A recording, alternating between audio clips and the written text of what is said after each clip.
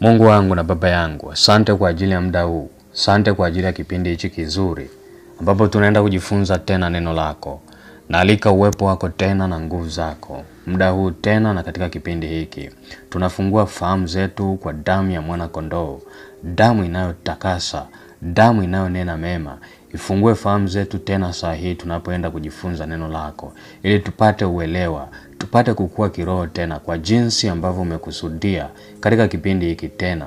Mungu, ninajikabidhi mikononi mwako, na mkabidhi na msikilizaji wangu mikononi mwako, na mkabidhi na mtazamaji wangu mikononi mwako. Katika jina la Yesu, naalika uwepo wako na nguvu zako tena saa hii. Tufafanue neno lako kwa roho ulioweka ndani yetu, si kwa kutumia hekima za kibinadamu, bali nguvu na roho ndani yetu apate kufafanua mafumbo yako. Katika jina la Yesu nikiomba na kushukuru. Amen. Ujumbe tulio nao siku ya leo: kaa nyumbani mwa Bwana utaona uzuri wake. Kaa nyumbani mwa Bwana utauona uzuri wake. Huu ndio ujumbe ambao umepata kibali siku ya leo. Kaa nyumbani mwa Bwana utauona uzuri wake. Na ujumbe huu tumeupata katika Zaburi sura ya 27 mstari wa 4. Hili ndilo neno ambalo limebeba ujumbe huu. Haya yalikuwa ni maombi ya Daudi ambayo alikuwa anamuomba Mungu. Zaburi sura ya 27 mstari wa 4, Biblia inasema hivi: neno moja nimelitaka kwa Bwana, nalo ndilo nitakalolitafuta, nikae nyumbani mwa Bwana siku zote za maisha yangu, niutazame uzuri wa Bwana na kutafakari hekaluni mwake. Uko uzuri ambao Daudi aliuona mbele za Bwana. Uko uzuri ambao Daudi aliuona kwa Bwana, hali ambayo ikamfanya awe na shauku kubwa ya kukaa nyumbani mwa Bwana siku zote za maisha yake. Lakini kabla ya kuangalia uzuri wa Bwana katika ujumbe huu wa leo, kulingana na maelekezo ya Roho Mtakatifu, tutaangalia maana ya kukaa nyumbani mwa Bwana ni kufanyaje. Watu wengi mstari huu wanautafsiri kwa kusema kwamba kukaa nyumbani mwa Bwana inamaanisha kukaa hekaluni au kukaa kanisani siku zote. Lakini hapana. Kukaa nyumbani mwa Bwana ni ujumbe ambao au ni neno ambalo linazungumzia ngazi ya kimahusiano kati ya mtu binafsi na Mungu wake. Kwa hii ni hali ya kujenga au ya kuwa na mahusiano mazuri na mahusiano ya karibu sana na Mungu. Katika kujenga mahusiano hayo ndipo tunayajenga kwa njia au kwa misingi mbalimbali, ikiwemo ibada au kuhudhuria hekaluni au kanisani, kuwa mtu wa maombi, kutoa sadaka, kuwa mtu wa kusoma neno la Mungu ili kutenda kulingana na maagizo yake au maelekezo yake, lakini kujitenga na dhambi, kuwa mbali na dhambi. Kupitia njia hizi ndipo ambapo unajenga mahusiano ya karibu sana na Mungu. Na hali hii ya kujenga hayo mahusiano ndio tunazungumzia habari ya kukaa nyumbani mwa Bwana. Kwa hiyo kudumu kwenye hali nzuri ya kimahusiano kati ya wewe na Mungu ndicho kitu ambacho Daudi alikuwa na shauku nacho. Ndicho kitu ambacho Daudi alikuwa anakitafuta siku zote za maisha yake. Siku zote za maisha yake mahusiano yake na Mungu yawe mazuri. Atembee kwenye mahusiano ambayo Mungu atakuwa ndani yake na yeye atakuwa ndani yake. Kwa mahusiano yake na Mungu yatakuwa ni mazuri na ya karibu siku zote za maisha yake.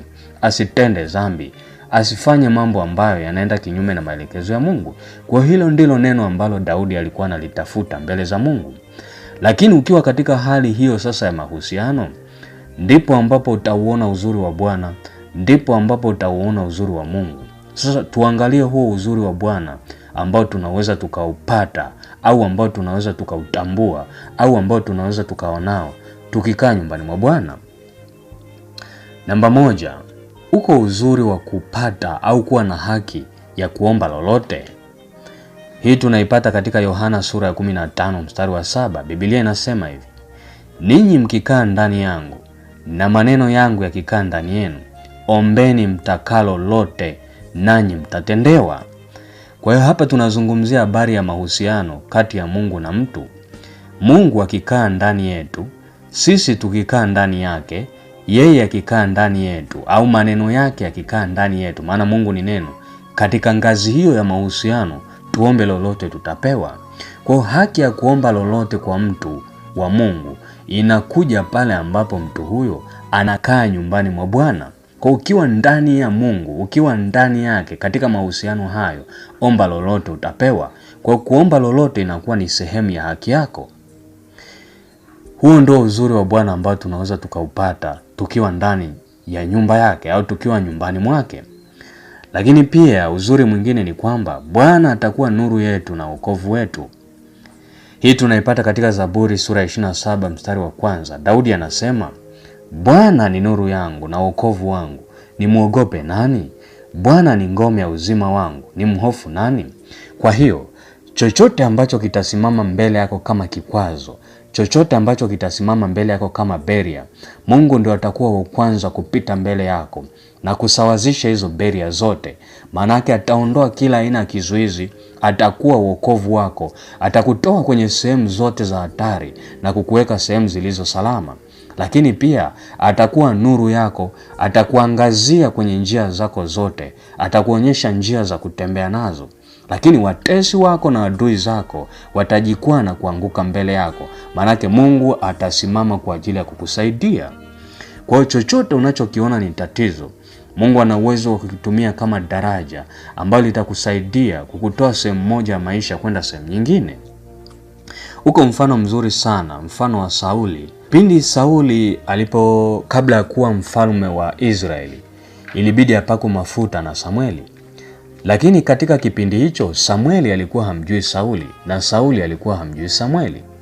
Sasa likatokea tatizo katika nyumba ya baba yake Sauli, ambayo tatizo lililotokea ni punda wa baba yake kupotea. Katika tatizo hilo la punda wa baba yake kupotea, ilibidi Sauli sasa atoke kwao aende kutafuta punda. Kwa hiyo wakati anatoka kutafuta punda wa baba yake, ndipo ambapo alikutanishwa na Samueli. Na Samueli huyu ndiye aliyempaka mafuta Sauli kuwa mfalme juu ya Israeli. Lakini kitu kilichomtoa nyumbani kwao lilikuwa ni tatizo. Kwa tatizo hilo lilitumika kama daraja ya kumtoa nyumbani kwao Sauli ili aende kukutanishwa na Samueli ampake mafuta kuwa mfalme juu ya Israeli. Kwa tatizo linaweza kubadilishwa kuwa daraja la kukutoa sehemu moja ya maisha kwenda sehemu nyingine. Si kila tatizo ni tatizo. Matatizo mengine Mungu anatumia kama njia ya kukutoa sehemu moja ya kimaisha au hatua moja ya kimaisha kukupeleka ngazi nyingine. Lakini pia Mungu atakuheshimisha. Huu ni mojawapo ya uzuri ambao tunaweza tukauona au tukaupata kwa wale watu ambao wanakaa nyumbani mwa Bwana. Ukisoma Mambo ya Nyakati wa kwanza sura 29 mstari wa 12, Biblia inazungumzia habari ya utajiri na heshima hutoka kwa Mungu.